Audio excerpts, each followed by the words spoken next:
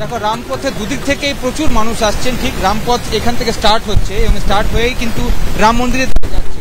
তার দুদিকে দেখে বিভিন্ন জায়গায় মঞ্চ বানানো হয়েছে। এখানে দেখো নাচের অনুষ্ঠান করছেন কিছু যুবক যারা এখানে স্টেজে করছেন, এবং এরমই কিন্তু 500 মিটার দূর দূর ধরেই কিন্তু এইভাবে নাচের প্রস্তুতি। কোথাও রাজস্থান থেকে এসে নাগাড়া বাজানো হচ্ছে, কোথাও অন্য জায়গায় স্টেট থেকে নৃত্য করছেন, এবং সাধারণ মানুষ যারা আসছেন পায়ে হেঁটে হেঁটে, যারা রাম মন্দিরের দিকে যাচ্ছেন, তারা কিন্তু এই উপভোগ করছেন এই এই এই গান। একেবারে সেই ছবি আমরা দেখতে পাচ্ছি। বিজেন্দ্র, তুমি আমাদের সঙ্গে থাকো। রামপথে এই মুহূর্তে সাংস্কৃতিক অনুষ্ঠান চলছে।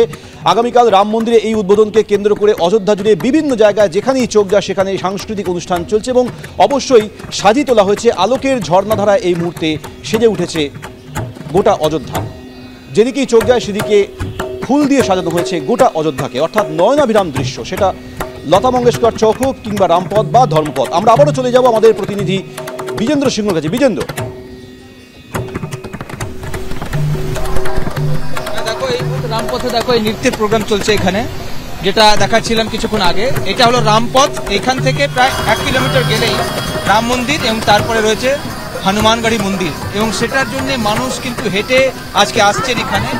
এবং এই চিত্রটা দুদিকেই, এই রামপথের দুদিকেই বিভিন্ন ধরনের নৃত্য দেখা যাচ্ছে, এবং নাগাড়া নিয়ে এসছেন যারা, তারা বাজাচ্ছে। প্রচুর ভিড়, মানুষের ভিড় দেখো কত ভিড়, তারা আসছেন দুদিক থেকেই। বন্ধ করে দেওয়া হচ্ছে সব গাড়ি রাস্তা, শুধু স্টিকার যাদের রয়েছে তাদেরকে দেওয়া হচ্ছে, কিন্তু হেঁটে মানুষ অনেক জায়গা থেকে এই রাম মন্দিরের দিকে চলে আসছেন রামলালাকে দেখার জন্য এবং তাদের শ্রদ্ধা জানানোর জন্য। অনেক ভক্তরা, বিশেষ করে সকাল থেকে আজকে আমরা দেখতে পাচ্ছি এক এক করে এখানে মানুষ আসছেন, এবং এই রামপথ পুরো দুদিক থেকেই জ্যাম হয়ে রয়েছে। মানুষ শুধু হেঁটেই চলে যাচ্ছেন রাম মন্দিরের দিকে। রাম মন্দিরে কারো এন্ট্রি নেই। আগামীকাল প্রাণ প্রতিষ্ঠা হবে, তারপরে খুব সম্ভবত 24 তারিখ থেকে সাধারণ মানুষের জন্য খোলা হবে সেই মন্দির।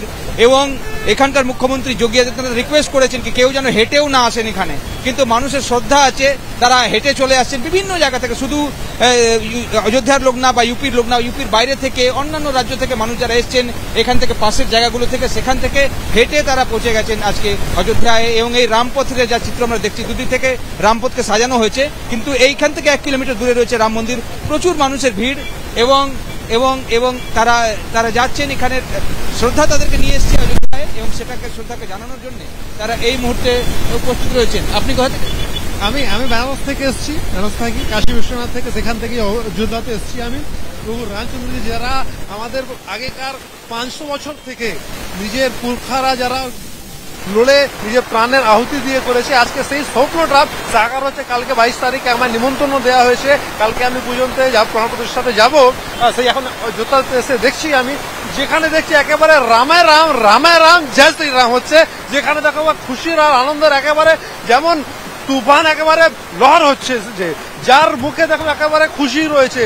কেন যে আপনাদের প্রভুর এটা হচ্ছে আমাদের রামের প্রথম রাম রাজ্যের, এটা হচ্ছে নীব যাকে বলা হয়, সেই এটা হচ্ছে নীব। তার জন্য যে পুরো ভারত থেকে এসছে, পুরো বিশ্ব থেকে লোকেরা এসছে, আর সবাই অনেক প্রসন্ন, অনেক খুশি। উনি খুশি আছেন এবং বলছেন যে রাম রাজ্যের নীব রাখা হবে আগামীকাল যখন প্রাণ প্রতিষ্ঠা হবে।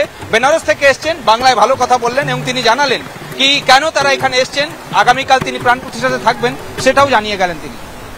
একেবারে বিজেন্দ্র, যে ছবি তুমি দেখাচ্ছ তার থেকে বোঝাই যাচ্ছে আর 5টা দিনের থেকে সম্পূর্ণ অন্য ছবি এই মুহূর্তে